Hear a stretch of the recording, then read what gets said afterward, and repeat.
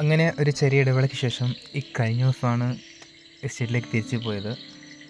ഞാൻ സൂപ്പർവൈസറായിട്ട് ജോലിക്ക് കയറിയിട്ട് ഈ ജൂലൈ 2 കൂടെ 8 വർഷം തികയാണ്.